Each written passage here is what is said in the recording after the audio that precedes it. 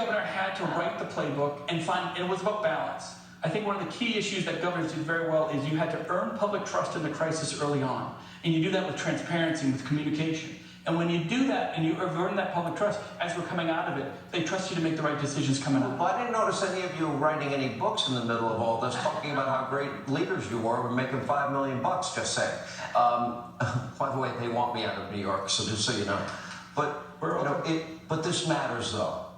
How, if you're going to be a leader, the decisions you make for the people in your state under these circumstances are hard. Governor, I remember in Iowa, there was a moment, one of your meat packing facilities, the same thing happened in South Dakota.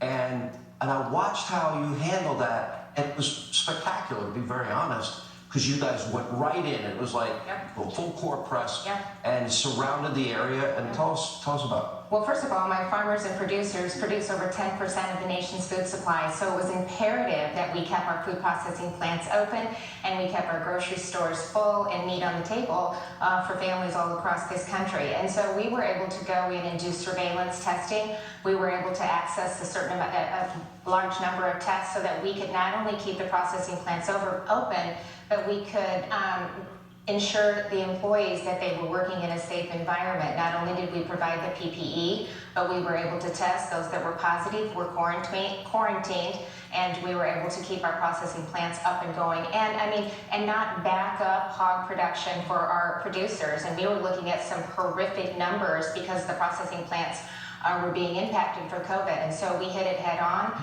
We made testing available. We were able to implement a really robust data program that really allowed us to, right down to a zip code, identify where the positive cases were at and act accordingly. When New York was at its worst, I remember saying both on radio and TV, if the manufacturers, the medical manufacturers, the food suppliers, if they didn't manufacture, if the packers didn't pack and the drivers didn't, the truckers didn't truck, New York would have died. That's right. I mean, literally, you were a lifeline for people in really significant trouble at that time. And we were able to do it in a safe and responsible manner. We were able to keep our economy open. We were able to balance the lives and livelihoods of Iowans and to do it in a responsible manner.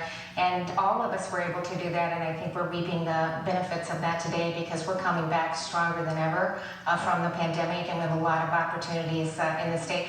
#1 state for opportunity, I think, is where Iowa ranks second fastest recovery from COVID. Boy, isn't it wonderful? This is everybody.